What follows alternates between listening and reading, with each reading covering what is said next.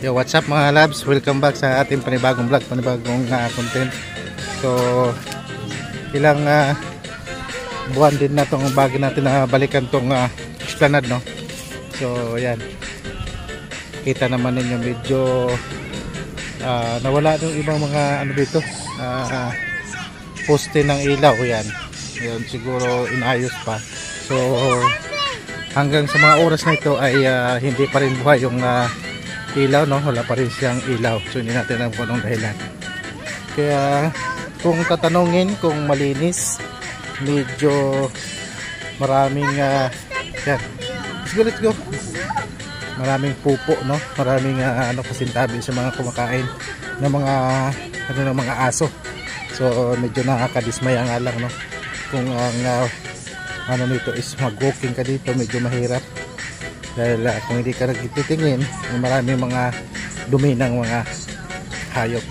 Right. So yan ang update dito. Yan, kasama ko yung aking pamilya. Oh, be careful ha. Kaya mamaya pupunta naman tayo doon sa bundok na yun, kung saan nga ay nandun yung rebulto ni Our Lady of Guadalupe, no? So yan din ang mga pinupuntahan dito ng mga turista pag ditong mga Semana Santa o Holy Week, no? Dinadayo. So maganda din talaga doon at overlooking yung pwesto. So mamaya ipapakita natin yung view dito. Alright. Yan, maraming mga bata din dito, yung mga naglalaro. Yan. So ang oras nga natin ngayon ay mag-alas 5 na imedya ng hapon. Yan. So abangan lang mamaya sa sunod nating yun mga labs, malapit na tayo nga sa tulay, no? Ating pong tinatahak ngayon ay papunta na tayo ng barangay Buraguis at barangay Binanuahan boundary. Actually yan ang ating pupuntahan. So sa ating mga napapansin talaga ay napakaraming mga naglalaro din ng mga kabataan o mga bata dito sa esplanade, dahil nga napakaganda nga naman talaga nito. May mga talagang napupuna lang tayo talaga, kaya hindi pa naman ito pinupol blast, open sa public yan. May mga asong sumasalubong sa atin, although hindi naman mga matatapang. So ang problema ay ang mga dumi na kumbaga nagkalat dito. So kung papasyal kayo, mag-ingat na lang kayo na hindi kayo makaapak ng dumi ng mga hayop dito.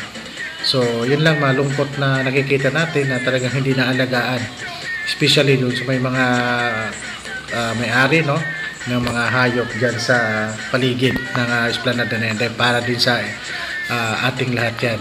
So yan, papalapit na tayo at mayroon nga po dyang labasan at pasukan dyan sa tulay na yan ng Buraguis at ng barangay Binanuahan.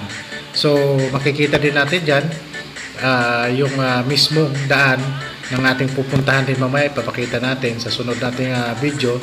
Pagkatapos nito ay yung tawag dito, gruto ni Our Lady of Guadalupe, na kung saan nga ay ay dinadayo ng mga turista dito sa barangay Buraguis tuwing Semana Santa. Dahil nga bukod sa napakaganda din ng view nito, mamaya papakita ko sa inyo. So siyempre ang ating pong isang pagpanalangin na pagpunta dito, hindi lang tayo mag-taking pictures or video. So napaka-importante ang pagdalaw din natin dito sa ating pupuntahan. Maya lamang at ipakita na po natin mga labs ang ating So for the meantime, dito muna tayo, makikita ninyo. So hindi ko na nga napuntahan mismo doon sa nag-start doon sa pinaka bungad, no, doon sa may boulevard hanggang dito. So nag-half lang tayo kasi nga medyo hapon na. So dito na po tayo mag-start ng pagbibideo natin. So ito na po yung pinakalitis. So tapos na halos, no. So hindi ko alam doon sa part pa ng medyo sa bungad mismo, no, doon sa may boulevard, kung ano na ang sitwasyon. So mga siguro papasyalan natin yung mga kailan yan yung ating pinangkalingan. kung ano na ang sitwasyon doon. Para alam din ng mga dadalaw ngayong Semana Santa na pwede nyo pasyalan to, no? Ang lugar na ito. And pwede naman kayo, huwag kayo mag-alala kung galing kayo ng Boulevard. And pwede naman kayo maglakad hanggang doon at may mga tricycle naman dyan. Kung kayo may mga sasakyan, pwede naman kayong pumarada doon sa may barangay Dapdap, doon sa may Sawangan Park. And pagdating dito sa may Buraguis, may mga tricycle lang, pahatid lang po kayo ulit doon, balik sa inyong sasakyan mula dito. Sabihin na niyo na pupunta ng Dapdap doon sa may Sawangan at ihatid kayo ng mga tricycle driver.